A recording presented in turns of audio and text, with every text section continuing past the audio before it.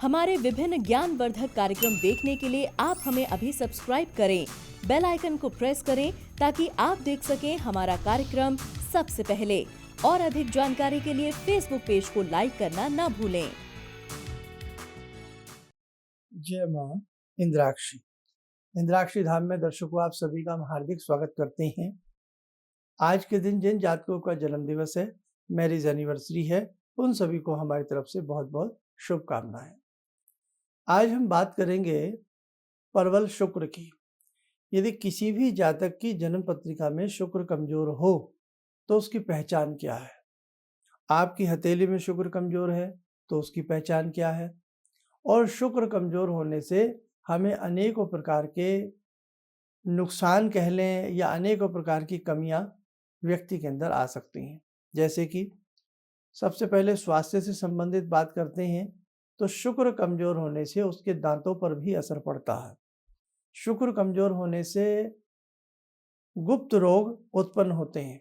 शुक्र कमजोर होने से महिलाओं में गर्भाशय की समस्या, सिस्ट बनना, गांठें बनना, बहुत सारी बातें तय हो जाती हैं। पुरुषों में भी अनेकों प्रकार के जो पुरुषों से संबंधित गुप्त रोग होते हैं वो उत्पन्न होते हैं।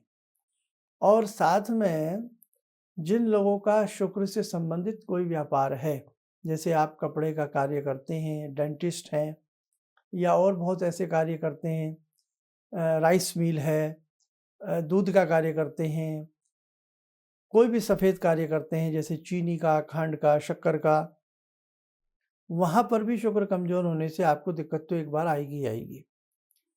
और चांदी का काम करते हैं, गोल्ड स्मिथ हैं आप, गोल्ड का काम करते हैं और शुक्र आपके यदि बहुत कमज़ोर हैं तो अव्वल तो कर नहीं पाएंगे, लेकिन अगर पुश्तैनी कार्य है और फिर फादर के बाद आप करने लगे हैं या कोई आपने बेटे को करवा दिया है और उनके यदि शुक्र अच्छे नहीं है तो व्यापार में लॉस जाने लगेगा। तो वहाँ क्या ऐसी स्थिति में हमें देखना चाहिए, करना चाहिए? जिन लोगों का श्रृंगार से संबंधित कोई कार्य करते हैं, दुकान करते हैं ऐसी, उसमें भी वो लॉस खाएंगे। फ़ायदा नहीं होगा तो फिर फ़ायदा ही क्या है आदमी को, है ना? बिना मतलब समय उसको अपना लगता है भाई बेकार हो रहा है। ब्यूटी पार्लर का कोई कार्य करते हैं, ब्यूटी पार्लर उन्होंने खोला हुआ है, कपड़े से संबंधित कोई बुटीक आदि का कुछ करते हैं, उसमें भी उनको वो बात नहीं बनेगी जो बननी चाहिए। इसी के साथ-साथ जो फ़िल्म इंडस्ट्री में अपना भाग्य आज़माने बेचारे चले जाते हैं, लाखों लोग पहुँचते हैं, कोई हीरो बनने का सपना लेकर के, कोई हीरोइन का, कोई स्क्रिप्ट राइटर का, कोई किसी चीज़ का, लेकिन कुल मिलाकर के है तो फ़िल्म लाइन ही। अगर आप कोई मॉडल बनना चाहते हैं, मॉडलिंग के क्षेत्र में जाना चाहते हैं या कुछ भी आप ऐसा कुछ आर्ट के क्षेत्र में, कला के क्षेत्र में, तो कहीं न कहीं आपके शुक्र अच्छे होने चाहिए। और आपको लगता है कि आपका मन बहुत है उस क्षेत्र में लेकिन आपको कामयाबी नहीं मिल रही है, तो वहाँ पर भी सोचना पड़ेगा आपको कि आखिरकार आपके शुक्र कैसे हैं? आपकी कुंडली में आपका शुक्र का क्या आधिपत्य है? 12 राशियाँ होती हैं। 12 राशियों में 2 राशियों के स्वामी शुक्र होते हैं। जैसे आपकी वृषभ राशि के स्वामी, टॉरस के स्वामी शुक्र होते हैं। उधर आपकी फिर तुला राशि के स्वामी, लिब्रा राशि के स्वामी जो होते हैं वो शुक्र होते हैं। हो सकता है आपकी जन्म की राशियों में से ये राशि हो सकता है आपके शुक्र बहुत कमज़ोर हों, आपके नीच राशि में शुक्र हों, है ना? कन्या राशि के शुक्र हमेशा नीच राशि के होते हैं। फिर शुक्र के ऊपर किस ग्रह की दृष्टि पड़ रही है, ये भी हमने अपनी ज्योतिष कक्षा में आपको समझाया था। तो बहुत बातें ऐसी हैं जो शुक्र से संबंधित निकल कर के आती हैं। दाम्पत्य जीवन में कई बार विघटन हो जाता है, तलाक हो जाता है, तो कहीं न कहीं वहाँ पर भी शुक्र शायद उस वक़्त में अच्छे नहीं होते। बात-बात पर दाम्पत्य जीवन में झगड़ा होता रहता है, क्लेश होता रहता है, दाम्पत्य जीवन में मिठास नहीं है ना? तो वहाँ पर भी आप मान के चलें कि आपके शुक्र में कमज़ोरी है। वहाँ आपको शुक्र का कुछ न कुछ शानदार नायाब तरीके से उपाय करना पड़ेगा। अब आज जो मैं बातें कर रहा हूँ, ये तो कर रहा हूँ बिना आपकी कुंडली देखे। लेकिन यदि आपको लगता है कि बिल्कुल ही सटीकता के साथ हम कुछ उपाय करें, तो उसके लिए फिर अपनी कुंडली या हाथ की रेखाएँ दिखा लेनी चाहिए। एक दो बातें बता देता हूँ। अब ये अंगूठा है, अंगूठे के यहाँ ये जो क्षेत्र जो है ये शुक्र है। अब यहाँ पे आप देखोगे किस प्रकार का शुक्र है। कई बार वहाँ पर अंगूठे के साथ में ये अंगूठे के जो यहाँ पर एक ऐसे हम ज़्यादा अंगूठे को मोड़ेंगे तो यहाँ की त्वचा मुड़ करके इसके ऊपर चढ़ जाती है। तो जिन लोगों की ये त्वचा बहुत ज़्यादा मुड़ करके इसके ऊपर चढ़ जाती है, वो भी अच्छी नहीं होती है। वो आपको धातु से संबंधित रोग बना देगी या और कुछ ऐसे रोग दे देगी, जलाशय से संबंधित, जलोदर से संबंधित रोग दे देगी। दूसरी बात, यहाँ पर बहुत ज़्यादा दाग होंगे, जालियाँ बनी होंगी, बहुत ज़्यादा ये हौच-पौच सा पर्वत होगा या लुंज-पुंज होगा या अंगूठे की जो हड्डी है वो झाँकती होगी, बिल्कुल अंगूठा ही लिच-पिच सा होगा, कमज़ोर होगा, तो वो स्थिति भी वो लक्ष्मी के लिए भी अशुभ होती है। यानी कि आपकी जो पॉकेट है, आपका जो बैंक बैलेंस है, आपका जो धन है, आपके घर में जो लक्ष्मी विराजती हैं, कमज़ोरी आएगी। धन की मात्रा वो बात नहीं बन पाएगी, चाहे आप कुछ भी कर लें, आप कितनी मेहनत कर लें, कितना पसीना बहा लें, कुछ भी कर लें। देखो, मेहनत से व्यक्ति धनवान नहीं होता, ये आप ध्यान रखना। पुरुषार्थ जीवन में करना पड़ता है, कर्म जीवन में करना पड़ता है, लेकिन कर्म के साथ-साथ और बहुत सारी चीज़ें हैं, जिनके ऊपर भी जीवन में चलना पड़ता है। मेहनत तो गधा भी बहुत करता है ना? गधा भी बहुत मेहनत करता है और शेर भी है। शेर क्या मेहनत करता है? कुछ भी नहीं करता है। शेर है साहब। गधा बेचारा रात-दिन मेहनत करता है, बोझा ढोता है। तो हम में भी बहुत लोग ऐसे हैं, रात-दिन मेहनत करते हैं, हर समय इतना कार्य करते हैं कि साहब पूछिएगा मत।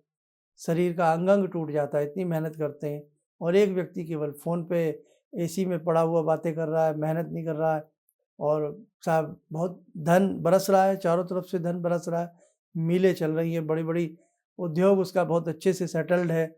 एक वो भी है कि जिसने किया ही कुछ नहीं है, तो उसको सब कुछ मिल गया है। भई ये बड़ा भाग्य है ये, इसको ही तो हम लोग पुनर्जन्म कहते हैं।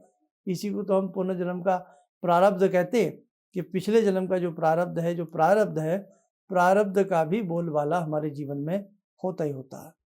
इसलिए केवल ऐसा ही नहीं है कि केवल हमने ज्योतिष में कुंडली देख ली या हमने हाथ की रेखाएँ पढ़ ली, उससे भी परे एक दुनिया है। उस दुनिया में भी झाँकने की आवश्यकता होती है। केवल हम अगर यही सोचते रहे, शुक्र खराब है तो हम इसके लिए एकदम बढ़िया सुंदर सा हीरा पहन लें। अब हीरा क्या है, 2 रुपए का आता है, लाखों रुपए का हीरा आता है ना? भाई जिसे हीरा कहते हैं, डायमंड कहते हैं, तो वो 1-2 रुपए का तो आता नहीं है, लाखों रुपए का आता है। अच्छे से जितना अच्छा हीरा लेंगे, जितनी बड़ी कैरेट में लेंगे, उतना वो महँगा होता चला जाएगा। अब जो व्यक्ति 4-5 लाख रुपए का हीरा पहनने में सक्षम है, तो फिर उसके ग्रह तो अपने आप में ही कुछ तो अच्छे हैं ही, है ना? अब जो व्यक्ति 1000 रुपए के लिए भी सोचे, 2000 रुपए के लिए भी सोचे, तो वहाँ तो फिर समझ में आता है ना कि कहीं न कहीं कुछ है। लेकिन चींटी को चींटी का दुःख लगता है, हाथी को अपना-अपना दुःख नज़र आता है। तो दुःख तो सबको है, चाहे वो कितना भी रईस है या वो कितना भी गरीब है, दुःख की सीमा नहीं है, सबके हिसाब से अपने-अपने हिसाब से ये बँट जाता है। अब वो बात अलग है कि कौन इस दुःख को पी जाता है और कौन इस दुःख को नहीं पी पाता है। ऐसे ही मेरे साथियों, इस जीवन को जब तक साँसें हैं, अच्छा बनाने का प्रयास करना चाहिए और उसी में से हमारे ऋषियों ने एक चिंतन दिया कि बेटा नाना भांति की साधनाएँ हैं, नाना भांति के मंत्र हैं और उनसे भी आप अपने आप को बहुत अच्छा कर सकते हो। अपने अच्छे कर्मों से भी अपने आप को अच्छा कर सकते हो। गुरु की भक्ति से भी अपने आप को अच्छा कर सकते हो। गुरु की भक्ति ईश्वर भक्ति सिखाती है, तो जो गुरु का भक्त होता है वो ईश्वर का भी भक्त होता है ना? तो इस तरह से भक्ति बढ़ती है तो जीवन में कुछ और भी आता और उसी में से एक रास्ता ज्योतिष का भी निकाल दिया, है ना? वेदों का नेत्र ज्योतिष को कहा जाता है। रास्ता निकाल दिया कि साहब ज्योतिष के माध्यम से भी आप अपने जीवन में कुछ हँसी, खुशी, आमोद, प्रमोद प्रकट कर सकते हो। तो वहाँ देखा जाता है कि आपके शुक्र कैसे हैं, आपके शुक्र के लिए क्या किया जाना चाहिए। मैं कुछ उपाय आपको बता देता हूँ शुक्र से संबंधित। जैसे शुक्र का बीजात्मक मंत्र है ओम द्राम द्रीम द्रोम से शुक्राय नमः, हज़ारों बार बताया मैंने। ये सब चीज़ें आजकल नेट पे मिल जाती हैं, कोई बहुत बड़ा हौवा नहीं है, आप ध्यान रखें। तो शुक्र का बीजात्मक मंत्र है, शुक्र चालीसा है, शुक्रवार के दिन स्फटिक की माला गले में अक्सर पूजा करते समय आप पहना करो। स्फटिक की माला से किसी भी लक्ष्मी मंत्र का जाप किया करो।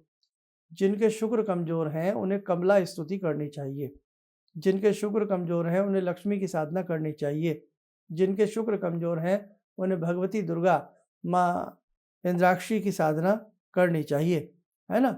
और जिनके शुक्र बिल्कुल धसे हुए हैं उन्हें अपने जीवन में एक बार गुरु दीक्षा लेकर के, गुरु नाम लेकर के आगे बढ़ना ही चाहिए। ध्यान रखें मेरी इस बात को। गुरु का नाम लेने से भी अपने आप में शक्ति संचारित आपके अंदर होने लगती है ना। अब एक आधार कार्ड जब हम बनवा लेते हैं तो कितना अच्छा अस्तित्व नज़र आता है कि हम इस देश के निवासी हैं, है ना। कितनी एक व्यक्ति के अंदर ठाड़स हो जाती है। तो ऐसे ही गुरु का नाम लेने से भी आपको एक बहुत बड़ी ईश्वर की कृपा प्राप्त होने लगती है। जब आप दीक्षा ले लेते हैं, किसी की शरण में चले जाते हैं, भगवान की सेवा से ही मेवा मिलती है। तो हमने कहा भगवती की सेवा करें और भगवान शंभू की सेवा करें, है ना। अक्सर कपूर जला करके, कपूर में भी शुक्र बसते हैं, आपको बता दें हम, कपूर में भी शुक्र बसते हैं। ऐसे लोगों को शुक्रवार के दिन इलायची, खुशबू वाला हलवा, खुशबू वाली कोई भी मिठाई भगवान को अर्पण करनी चाहिए। महकते सुगंधित पुष्प अपने इष्ट को अर्पण करने चाहिए और भगवान को कपूर प्रकट करना चाहिए। कर्पूर गौरम करुणावतारम संसार सारम भुजगेंद्रहारम सदा वसंतम हृदयारविंदे भवम भवानी सहितम नमामि। आप करिए तो सही, आप किसी की बातों में मत आइए। संसार की सारी पढ़ाई आप स्कूल में पढ़ लीजिए, लेकिन भगवान से संबंधित जो पढ़ाई है ना, जो है बात, वो आप अपने मन से करिए। उसे आप खुद से अंदर से बाहर निकालिए, किसी के बहकावे में मत आइए। ऐसे ऐसे लोग हैं जो आपको डराएंगे, आप गलत मंत्र पढ़ लेंगे, ये हो जाएगा, आपको तो ये मंत्र नहीं पढ़ना चाहिए, इससे शक्ति कम हो जाएगी, आपको ये दान नहीं करना चाहिए, आपको तो सूर्य पहले ही तेज हैं और ये हो जाएंगे। ऐसी ऐसी बेकार की बातें जिनका कोई सिर न पैर। तो ये शिक्षा तो आप अंतर मन में डूब करके बाहर निकालनी पड़ेगी आपको, अगर आपको ज़िंदगी अच्छी बनानी है तो। अगर आपको ये लगता है कि जब तक ये देह है, जब तक ये सांसें हैं और जब तक मैं इस संसार को अलविदा ना कहूँ, तब तक मुझे अपना एक अस्तित्व बनाना है, मुझे कुछ दिखाना है कि हाँ मैं कुछ हूँ, तो बहुत कुछ आपको करना पड़ेगा। खाली सोचने से या भ्रामक तथ्यों में फंस करके उन्हीं की उधेड़-बुन करते रहने से कुछ नहीं मिलेगा। जितने भगवान आपको जानते हैं उतने ही सबको जानते हैं। 24 घंटे आपके पास हैं, 24 घंटे पूरे संसार के पास हैं। ऐसा नहीं कि किसी के पास 23 घंटे हैं, 22 घंटे हैं, सबके पास पूरा समय है, सबके पास खुली आज़ादी है भगवान को याद करने की। बस तरीका अपना है, डिवोशन अपना है, कैसे आप, कितना भाव आप डालते हैं, है ना। मन में देखो ना, व्यक्ति के मन में कितना प्रेम होता है, कितनी प्रेम का पुतला है व्यक्ति, कितना आपके अंदर प्यार भरा हुआ है, बस उसे निकालने की ज़रूरत है। सबके अंदर प्यार है, ऐसा नहीं है। अब देखो प्यार है जो है ना, असुर जो होते हैं, समझते हैं ना असुर कैसे कहते हैं, राक्षस। पाताल लोक में असुर चले गए थे जब भगवती से उनका युद्ध हुआ, जो बच गए वो चले गए थे, नहीं तो मारे गए। असुर भी अपने पुत्र में मोह रखता है, संसार का विनाश चाहेगा, संसार से लड़ेगा भिड़ेगा, लेकिन अपने बालक के प्रति मोह रहता है। भूत प्रेतों की योनियां हैं, भूत प्रेतों में भी इस प्रकार की चीजें होती हैं, मैं आपको वहां नहीं ले जाना चाहता। तो भूत प्रेत आपको डरा देंगे, लेकिन जो उनके अपने लोग हैं ना, अपनी उनकी जो एक जाति है, उसमें वो स्नेह रखते हैं। एक पिता है, एक माँ है, उसका प्रेम जब वो शादी नहीं होती है तो उसका, जब वो छुटपन में होता है, उसका प्रेम उसके दोस्तों में, संगियों में किस तरह से बटा होता है, और बाकी उसका प्रेम अपने माँ बाप में होता है, मम्मी पापा में होता है। धीरे धीरे बड़ा होता है, शादी हो जाती है, फिर उसका प्रेम अपनी पत्नी में आ जाता है, आता है ना, आता है, पत्नी के अंदर ट्रांसफर हो जाता है। पत्नी का प्रेम अपने राजकुमार में ट्रांसफर हो जाता है, पति में। अब फिर संतान होती है, फिर वो प्रेम संतान में भी बढ़ जाता है। अब 5 बच्चे हैं, 7 बच्चे हैं, तो उनमें भी वो प्रेम बढ़ जाता है। भगवान से भी उसकी भक्ति बढ़ने लगती है, भाई कोई अच्छे गुरु मिल जाए या उसका अपना मन ऐसा हो जाए, भगवान में भी प्रेम चला जाता है। फिर कुछ लोगों में समाज की भक्ति जाग जाती है, समाज में भी प्रेम बढ़ जाता है कि कोई अच्छा उसका मित्र बन जाए, उसमें प्रेम बढ़ जाता है। तो एक छोटे से दिल में कितना प्यार रहता है, सोचो आप। एक छोटे से मन में कितना अथाह सागर प्यार का जो है वो लहरें मार रहा होता है। लेकिन कई बार हम उस प्रेम के दरवाजे बंद कर लेते हैं, अपने हृदय को कुंठित सा बना लेते हैं। सब्जेक्ट बहुत अच्छा है, किसी दिन इस पे एक पूरा वीडियो आपको देने का मन हो गया आज बोल के। तो मेरे साथ को शुक्र एक ऐसे ही ग्रह हैं, ये प्रेम को भी उजागर करते हैं। प्रेम गीतों की उत्पत्ति, प्रेम भावनाओं की उत्पत्ति भी शुक्र ग्रह करते हैं।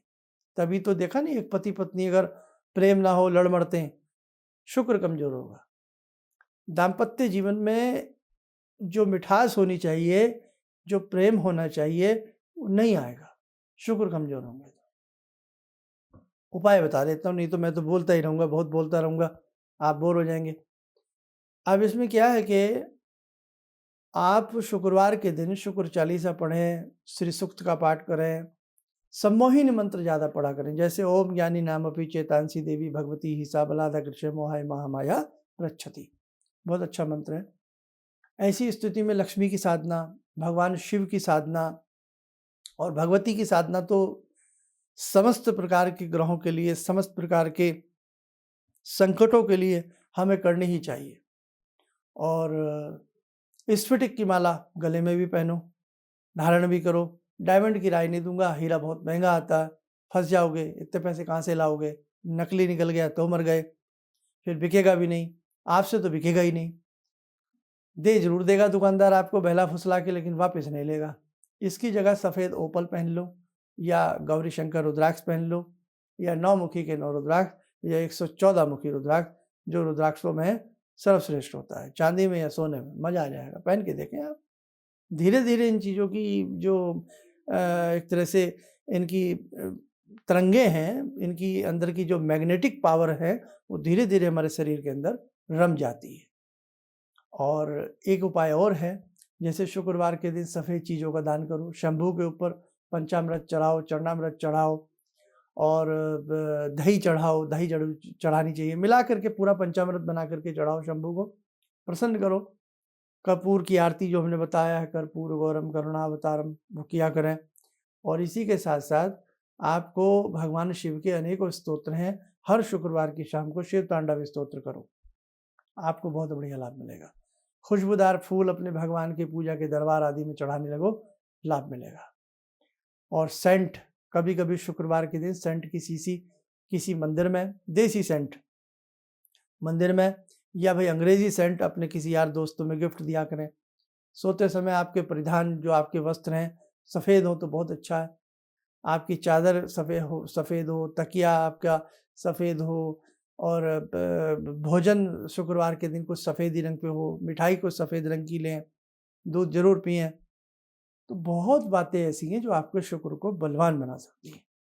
ये तो थी कुछ सामान्य बातें। अधिक गहराई में डुबकी लगाना है ना, तो आसपास जो कोई आपको लगे हाँ भाई ये ज्योतिष जानते हैं, मर्मज्ञ हैं, विद्वान हैं, उन्हें अपनी कुंडली दिखाओ। कुंडली नहीं है तो हाथ की रेखाएं उनको दिखाओ, और फिर अपना जो भी उपचार है वो तरीके से आप करो। और एक राय जरूर दूंगा, जीवन में दीक्षा जरूर ले लेना, जीवन में दीक्षित जरूर हो जाना। हम बचपन से न जाने कितने, सबसे पहली तो गुरु हमारी माँ होती है, माँ से हम दीक्षा लेते हैं। माँ उंगली पकड़ के हमें चलना, खाना, पीना सब सिखाती है, रोना भी सिखाती है। हम कई बार बहुत बच्चे, नहीं बेटे ऐसे नहीं रोते, कहती है ना माँ, नहीं बेटे ऐसे नहीं रोते, तो माँ तो रोना तक भी हमें बता देती है कि कैसे रोया जाता है। मतलब उसका भाव होता है कि तुम्हें रोना ही नहीं है, तुम्हें रोना ही नहीं है। ये माँ माँ माँ कर सकती है ऐसा, बाकी कोई नहीं कर सकता, है ना। और जिस जिस वक्त हम पैदा होते हैं हम रो रहे होते हैं और माँ मुस्कुरा रही होती है ना। कितना क्या माँ के भाव क्या हैं पूछिएगा मत। माँ तो तभी रोती है जब उसका बच्चा संसार से जाता है, तब उसे आंसू आते हैं, नहीं तो माँ बच्चे की गलतियों पे भी हंसती रहती है। कितना आपने लोगों से सुना होगा तुमने बिगाड़ दिया, ये गलती करता था तुम इसकी गलती को ढक देती थी। तो माँ का कोई सानी नहीं है साहब। इसलिए दीक्षा जरूर लें, भगवती की दीक्षा लें और भगवती की दीक्षा लेकर के माँ की भक्ति में खो जाए। शुक्र नहीं, शनि भी, राहु भी, आपके समस्त ग्रह, आपके समस्त नक्षत्र तारा मंडल आपसे प्रसन्न हो जाएंगे। हमारी बात ध्यान रखना। आइए साधकों, समय हो चला आज की ध्यानमाला का। आज की ध्यानमाला में जुड़ते हैं भगवान शिव शंकर से। ओम आत्मा त्वं गिरिजामति सहचरा प्राणा शरीरं गृहं पूजा ते विषयोपभोग रचना निद्रा समाधिस्थिते संचारा पदयो प्रदक्षिण विदेः श्रोत्राणि सर्वागिरो यद्यात् कर्म करोमि तद्दखिलं शम्भोस्तवाराधनम् चन्द्रोद्भासितशेखरे स्मर हरे गंगाधरे शंकरे सर्पे भूषितकण्ठकर्णविवरे नेत्रोत्तवे स्वानरे दन्ते त्वकृतसुन्दरां वरदरे त्रैलोक्यसारे हरे मोक्षार्तिं कुरु चित्तवृत्त्यमचलं मन्येस्तु किं कर्म वे वन्दे देव उमापतिं सुरगुरुं वन्दे जगत्कारणं वन्दे पन्नगभूषणं मृगधरं वन्दे पशूनां पतिं वन्दे सूर्यशशाङ्कवह्निनयनां वन्दे मुकुन्दप्रियं वन्दे भक्तजनश्रयं च वरदां वन्दे शिवं शङ्करम् ओम कर्पूरगौरं करुणावतारं संसारसारं भुजगेन्द्रहारं सदा वसन्तं हृदयारविन्दे भवं भवानी सहितं नमामि भवं भवानी सहितं नमामि। ध्यान करें, शिव शंभू का आशीष हम सबके ऊपर बरस रहा है।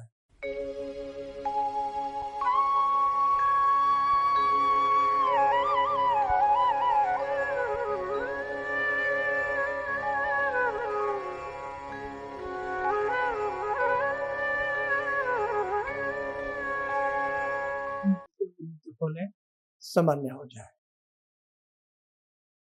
आज शाम को विशेष स्तुति शाम 7 बजे हमारे साथ करना न भूलें। विश्व स्वास्थ्य के लिए, सभी के भले के लिए, सभी के आयुष्य के लिए, विश्व की शांति के लिए शाम को 7 बजे एक स्तुति रहेगी। उसमें आप हमारे साथ जुड़िएगा, स्वयं भी जुड़िए, औरों को भी जोड़ने का प्रयास कीजिएगा। इन्हीं शब्दों के साथ हम अपनी वाणी को विराम देते हैं। जय माँ इंद्राक्षी। जी, मेरा नाम रवि कुमार सिंह है। मैं छत्तीसगढ़ रायपुर से हूँ। मैं गुरु दीक्षा भी लिया हूँ। इनके बताए मार्ग पर चलने की प्रयास तो पहले से भी कर रहा हूँ और आगे भी करता रहूँगा। और मेरा लोगों से यही कहना है कि इनके बताए मार्ग पर चलें। ऐसा इसलिए कि सच के मार्ग पर चलने वाले बहुत कम लोग मिलते हैं। ये सिर्फ कहते हैं भगवान से जुड़ो और साधना करो, और भगवान से बड़ी शक्ति तो कोई नहीं। गुरु, गुरु के बाद भगवान, गुरु, माता पिता और भगवान, ये 3 चीज़ को अगर हम लोग अपना लें अपने जीवन में तो फिर नहीं लगता है कि हमें किसी की ज़रूरत पड़े। हमारे लिए तो बस अब जो भी हैं सो गुरु जी ही हैं। किसी भी समस्या के समाधान के लिए मिले प्रसिद्ध हस्तरेखा एवं वास्तु विशेषज्ञ प्रोफेसर धर्मेंद्र शर्मा जी से। नोट: शिविर में भाग लेने हेतु एवं व्यक्तिगत रूप से मिलने के लिए कॉल करने का समय सुबह 10 बजे से शाम 6 बजे तक। हमारे विभिन्न ज्ञानवर्धक कार्यक्रम देखने के लिए आप हमें अभी सब्सक्राइब करें, बेल आइकन को प्रेस करें ताकि आप देख सकें हमारा कार्यक्रम सबसे पहले। और अधिक जानकारी के लिए फेसबुक पेज को लाइक करना न भूलें।